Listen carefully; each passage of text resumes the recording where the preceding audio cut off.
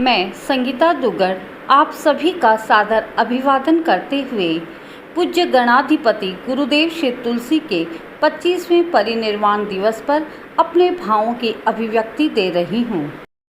जय जय श्री तुलसी गुरुवर, तुम राष्ट्र संत कहलाए।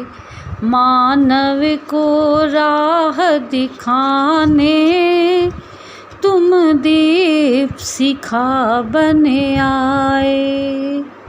नमन एक ऐसे राष्ट्र संत को जिन्होंने अपना संपूर्ण जीवन मानव सेवा को अर्पित किया।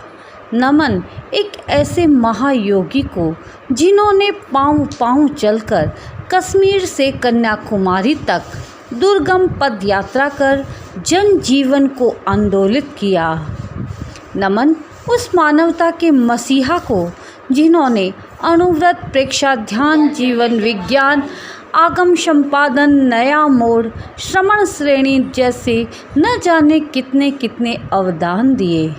नमन उस पुरुषार्थ के पुजारी को जिसका सपना था जीवन भर काम करूँगा, गण का भंडार भरूँगा, संकल्प अटूट निभाया रे महाप्राण गुरुदेव। उस महाप्राण गुरुदेव को शत शत नमन।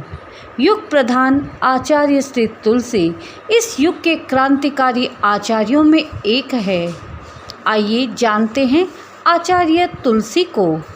आचार्य श्री तुलसी का जन्म विक्रम संवत 1971 कार्तिक शुक्ला तृतीया को लाडनू में हुआ।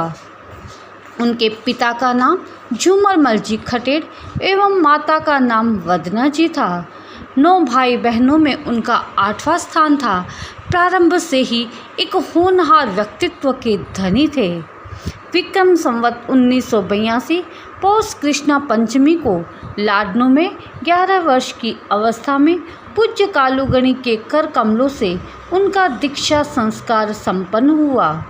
11 वर्ष तक गुरु की पावन सन्निधि में रहकर मुनि तुलसी ने शिक्षा एवं साधना की दृष्टि से अपने व्यक्तित्व का बहुमुखी विकास किया। विक्रम संवत 1993 में भाद्रपद शुक्ला तृतीया को गंगापुर में तेरा पंथ के अष्टमाचार्य पूज्य कालूगणी ने उन्हें अपने उत्तराधिकारी के रूप में मनोनीत किया। मात्र 4 दिन तक युवाचार्य पद पर रहने के पश्चात भाद्रपद शुक्ला नवमी को आचार्य पद पर आसीन हुए। उस समय तेरापंथ धर्म संघ में 139 साधु व 333 साधुआं थीं। आचार्य पद का दायित्व संभालने के बाद आचार्य श्री तुलसी का 11 वर्ष का समय धर्म संघ के आंतरिक निर्माण का समय था।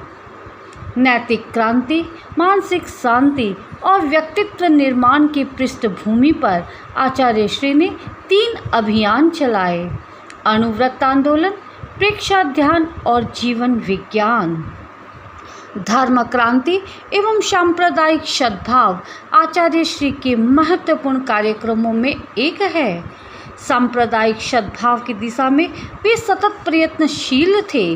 नारी जागरण, संस्कार निर्माण, रूढ़ि उन्मूलन एवं सामाजिक बुराइयों के बहिष्कार हेतु वे सतत प्रयत्नशील थे। आचार्य श्री तुलसी एक क्रांतिकारी युग पुरुष थे। क्रांति के साथ प्रायः विरोध का सह अस्तित्व देखा जाता है। आचार्य श्री तुलसी के क्रांतिकारी कदमों के साथ भी विरोधों की एक लंबी श्रृंखला जुड़ी है। वे एक महान पदयात्री थे। लगभग 60,000 किलोमीटर की पदयात्रा पर पूर्व से पश्चिम और उत्तर से दक्षिण भारत के अधिकांश भूभाग में उन्होंने नैतिकता की लौ जगाई। पारमार्थिक शिक्षण संस्था एवं जैन विश्व भारती की आध्यात्मिक प्रवृत्तियों का विकास आचार्य प्रवर के जीवन काल की विशिष्ट उपलब्धि है। आचार्य श्री तुलसी के जीवन का हर कोण उपलब्धियों से भरा पूरा प्रतीत होता है। आचार्य श्री तुलसी एक महान आगम पुरुष थे। उनके वाचना प्रमुखत्व में उनके सफल उत्तराधिकारी आचार्य महाप्रज्ञ ने अपने संपादन कौशल से जैन वाङ्मय को आधुनिक भाषा में सटीपन प्रस्तुत देने का गुरुतर कार्य किया है। आचार्य श्री तुलसी ने तेरापंथ धर्म संघ में सर्वतोमुखी विकास करने के साथ साथ मानवता की सेवा और मानवीय मूल्यों की प्रस्थापना को अपना एक प्रमुख कार्य माना। आचार्य श्री तुलसी को अनेकों अलंकरण प्राप्त हुए। आचार्य श्री तुलसी के जीवन का एक दुर्लभ दस्तावेज है 18 फरवरी 1994 सुजानगढ़ में होने वाला मर्यादा महोत्सव का विराट आयोजन।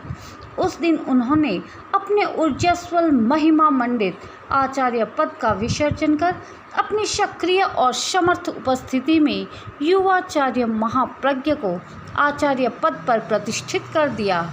नाना उपाधियों, अलंकरणों और संबोधनों से घिरा वह विराट व्यक्तित्व सचमुच निरुपाधि बनकर मानवता की सेवा अटल प्रण लिए उन जन नेताओं और धर्म नेताओं के सामने चुनौती है जो सत्ता, पद और प्रतिष्ठा के पीछे पागल बन रहे हैं।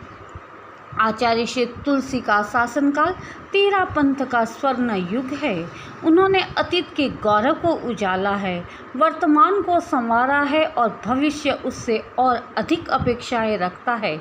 उनकी आंखों में 21वीं शताब्दी को सजाने व संवारने के पवित्र सपने तैरते थे। उनका भविष्य युग का भविष्य है, राष्ट्र का भविष्य और समग्र मानव जाति का भविष्य। ऐसे युग प्रधान गणाधिपति पूज्य गुरुदेव श्री तुलसी को कोटिशः नमन नमन श्रद्धांजलि। ओम अरहम।